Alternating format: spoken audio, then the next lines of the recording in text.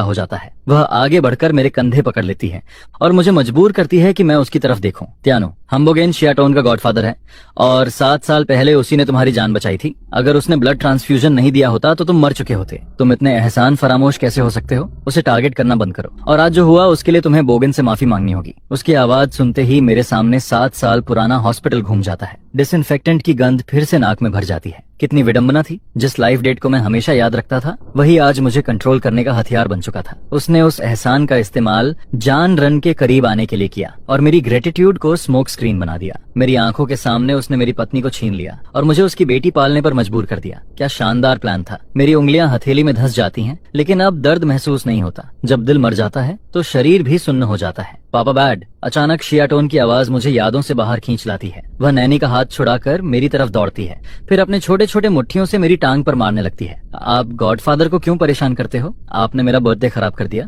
मुझे आपसे नफरत है। मुझे अब पापा नहीं चाहिए। यह सुनकर समझ आता है कि दिल टूटना कैसा महसूस होता है।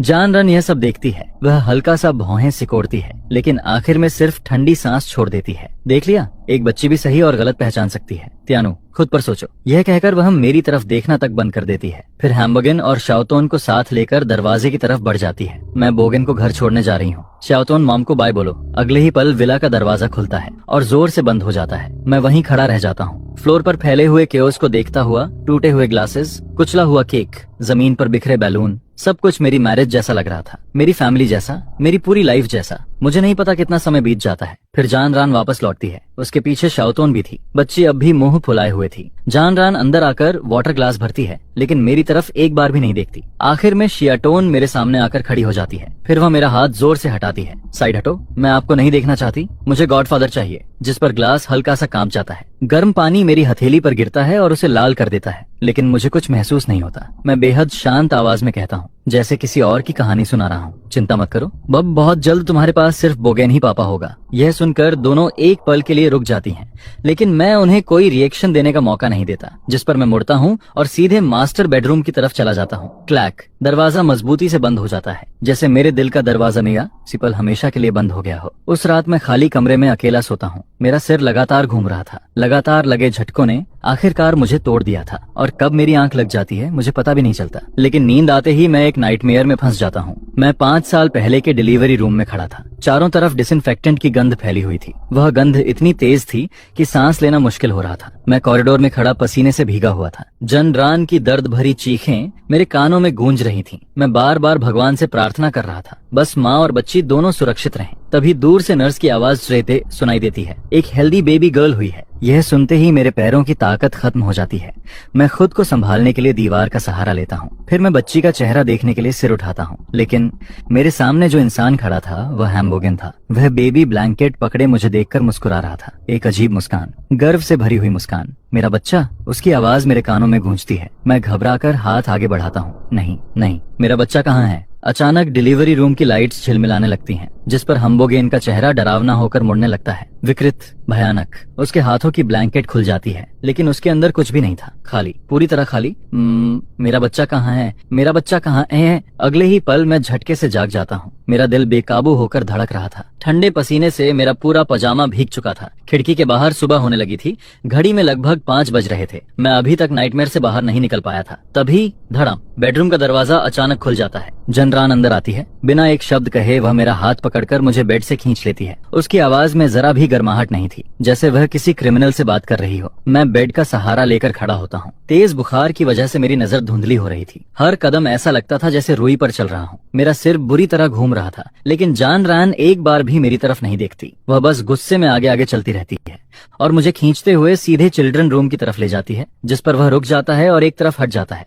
अंदर का सीन देखते ही मेरी सांसें थम जाती हैं। वह सफेद बिल्ली शियाटोन के बेड पर अकड़ी हुई पड़ी थी। उसकी गर्दन का घाव चादरों को लाल रंग से भिगो रहा था, जो बेहद डरावना लग रहा था। वहीं शियाटोन एक कोने में तकिए को कसकर पकड़े कांप रही थी। वह किसी की तरफ कोई रिएक्शन नहीं दे रही थी। तुमने किया है? जान रन की आवाज धीमी थी, लेकिन किसी जहरीली ब्लेड की तरह सीधे मेरे दिल को चीर देती है। जिस पर मैं धीरे धीरे सिर उठाता हूँ और उसकी आंखों में देखकर कहता हूँ, मैंने नहीं किया, मुझे बुखार है। कल रात मैं अपने कमरे में था। लेकिन जान रन मुझे सिर्फ शक भरी नजरों से देखती है, जैसे वह किसी ऐसी चीज को देख रही हो जिसने उसे पूरी तरह निराश कर दिया हो। उसकी आंखों में शक, तिरस्कार प्यार और वह ठंडापन साफ दिख रहा था जो किसी ऐसे इंसान में होता है जिसने पहले ही मुझे दोषी मान लिया हो। जिसके बाद वह फैसला सुनाने वाले अंदाज में कहती है, कल रात दूसरी मंजिल पर सिर्फ तुम थे। सभी कर्मचारियों ने कंफर्म किया है कि वहाँ और कोई नहीं गया। एथियानो, तुमने मुझे बहुत निराश किया है। पिछली बार पार्टी में तुमने बोगेन पर इल्जाम लगाया था और अब तुम एक बिल्ली पर अटैक कर देते हो। वो सिर्फ एक बिल्ली थी, तुम ऐसा कैसे कर सकते हो? आखिर तुम कब रुकने वाले हो? देखो तुमने शियाटन को किस हालत में पहुंचा दिया है। यह सुनकर मेरा दिल धीरे धीरे टूटने लगता है। 5 साल की शादी और उसकी नजरों में मैं ऐसा इंसान था जो जानवरों को नुकसान पहुंचा सकता है, अपनी बेटी को डरा सकता है। फिर जानरान एक कदम आगे बढ़ती है और ठंडी आवाज में कहती है, एथियानो, पिछले कुछ समय से तुम बहुत अजीब व्यवहार कर रहे हो। मैंने डॉक्टर संघ से संपर्क कर लिया है। वह सबसे बेहतरीन साइकियाट्रिस्ट हैं। तुम्हें ट्रीटमेंट की जरूरत है, जिस पर मैं उसे अविश्वास से देखता हूँ। क्या तुम्हें लगता है कि मैं पागल हूँ? मुझे लगता है कि तुम्हें मदद की जरूरत है। उसकी आवाज इतनी शांत थी जैसे वह कोई बिल्कुल सामान्य सच्चाई बता रही हो। ट्रीटमेंट के दौरान तुम्हारी और बाकी सबकी सेफ्टी के लिए तुम अपने कमरे से बाहर नहीं निकलोगे। यह सुनकर अचानक मुझे सब समझ आ जाता है। वह मुझसे सवाल नहीं कर रही थी, वह मुझे सजा सुना रही थी। बिल्ली की मौत का इस्तेमाल करके वह मुझ पर इल्जाम लगा रही थी और मेरी कथित पागलपन का बहाना बनाकर मुझे कैद कर रही थी ताकि वह एम्बोजेन के साथ बिना किसी रुकावट के रह सके और उसे इस बात का डर भी न हो कि मैं उसके सारे प्लान खराब कर दूंगा। सच में कितनी चालाक थी वह, जिस पर मेरे होंठों से एक धीमी हंसी निकल जाती है। वह हंसी खाली कॉरिडोर में गूंजती है, उदास और तंज से भरी हुई। जानरान भौहें सिकोड़ते हुए पूछती है, तुम हंस क्यों रहे हो? खुद पर। मैं हंसना बंद करता हूँ और बिना पलक झपकाए उसकी तरफ देखता हूँ। फुआन, इन 5 सालों में मैं तुम्हारा पति था या फिर वह कुत्ता जिसे तुम पाल रही थी? जब मैं तुम्हारी बात मानता हूँ तो तुम मुझे इनाम देती हो और जब नहीं मानता तो मेरे गले में जंजीर डाल देती हो, जिस पर उसके चेहरे का रंग एक पल के लिए बदल जाता है, लेकिन अगले ही पल वह खुद को संभाल लेती है। एथियानो, ऐसा मत कहो, मैं यह सब तुम्हारे भले के लिए कर रही हूँ। मेरे भले के लिए? मैं उसके शब्द दोहराता हूँ और अचानक वे मुझे बेहद हास्यास्पद लगने लगते हैं। हर नुकसान, हर दर्द, वह सबको एक ही लाइन में लपेट देती थी, यह तुम्हारे भले के लिए है। इसके बाद जानरान मेरी तरफ देखना बंद कर देती है और बटलर की तरफ मुड़कर कहती है, इन्हें इनके कमरे तक छोड़ दो। आज से मेरी इजाजत के बिना इन्हें बाहर मत निकलने देना। दिन में 3 बार खाना दरवाजे पर पहुंचा दिया जाएगा। डॉक्टर सांग हफ्ते में 2 बार आएंगे। जिस पर बटलर सिर झुका लेता है और मेरी तरफ देखने की हिम्मत तक नहीं करता। मैं अपनी पीठ सीधी करता हूँ और सीधे बेडरूम की तरफ चल देता हूँ। जब दरवाजा बाहर से लॉक होकर बंद हो जाता है तब भी मैं पीछे मुड़कर नहीं देखता। ठंडे दरवाजे से टिककर मैं धीरे धीरे जमीन पर बैठ जाता हूँ। माथे पर बुखार जल रहा था, लेकिन उससे भी ज्यादा मेरे सीने के अंदर पड़ा हुआ वह मर चुका दिल जल रहा था। मैं अपने ही घर में कैद था, अपनी 5 साल की पत्नी द्वारा कैद किया गया और वजह थी मानसिक बीमारी का बहाना। वाकई कितना हास्यास्पद और दयनीय था यह सब। फिर मैं दीवार का सहारा लेकर लड़खड़ाते हुए बेड तक पहुंचता हूँ। कंबल के नीचे छिपाया हुआ लैपटॉप निकालता हूँ। खुशकिस्मती से मैंने उसे पिछली रात ही छिपा दिया था, जिस पर मैं उसे ऑन करता हूँ, हॉटस्पॉट से कनेक्ट करता हूँ और ईमेल खोलता हूँ। माँ का मैसेज अब भी वही मौजूद था। त्यानु, जानरान ने एग्रीमेंट पर साइन कर दिए हैं। फू फैमिली ने तुम्हारे साथ गलत किया। मैं इसकी भरपाई नहीं कर सकती, लेकिन तुम्हें जल्द आजादी जरूर दिला सकती हूँ। विदेश ट्रांसफर अप्रूव हो चुका है, तुम जब चाहो जा सकते हो। जिस पर मैं जवाब टाइप करता हूँ,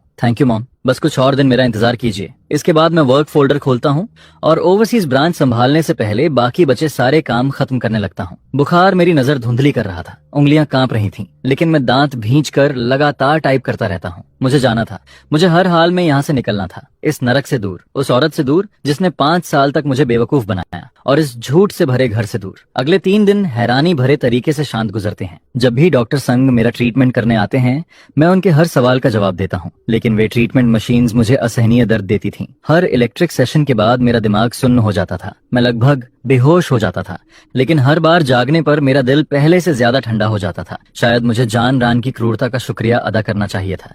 उसने हमारे बीच बचा हुआ हर रिश्ता खुद ही काट दिया था। धन्यवाद जानरान, तुमने इसी तरीके से मेरे इस मैरिज से जुड़े आखिरी लगाव को भी खत्म कर दिया। मैं लगभग सोता नहीं था, होश में रहने का हर पल काम में लगाता था। बुखार आता और चला जाता था। जब लिख नहीं पाता तब माथे पर ठंडा पानी रख लेता था और फिर वॉइस डिक्टेशन का इस्तेमाल करके काम जारी रखता था। आखिरकार तीसरी रात मैं सारे डॉक्यूमेंट्स पूरे कर देता हूँ। जब आखिरी ईमेल भेजा जाता है तब बाहर सुबह हो चुकी थी। मैं कंप्यूटर बंद करता हूँ, केबल निकालता हूँ और उसे सूटकेस के सीक्रेट कंपार्टमेंट में रख देता हूँ। इसके बाद मैं खिड़की की तरफ बढ़ता हूँ। यह दूसरी मंजिल थी, ज्यादा ऊंची नहीं। मैं बेडशीट्स और कवर्स को बांधकर एक मजबूत रोप बना लेता हूँ और उसका एक सिरा बेड के भारी पैर से बांध देता हूँ। फिर खिड़की खोलता हूँ। सुबह की हवा अंदर आती है और अपने साथ आजादी की खुशबू लेकर आती है। मैं उस कमरे को आखिरी बार देखता हूँ, फिर मुड़ जाता हूँ। अब मेरी आंखों में कोई झिझक नहीं बची थी, जिस पर मैं रोप को कसकर पकड़ता हूँ और खिड़की से नीचे उतरना शुरू कर देता हूँ। मेरा शरीर हवा में लटक रहा था, लेकिन मुझे कोई डर महसूस नहीं होता, सिर्फ राहत महसूस होती है। मैं नीचे जमीन तक पहुंच जाता हूँ। तभी टखने में तेज दर्द उठता है। शायद चोट लग गई थी, लेकिन अब उसकी कोई अहमियत नहीं थी। मैं सूटकेस घसीटते हुए सड़क किनारे खड़ी कार की तरफ बढ़ता हूँ। यह वही कार थी जो मेरे माता पिता ने मेरे लिए तैयार करवाई थी। ड्राइवर मुझे देखते ही नीचे उतर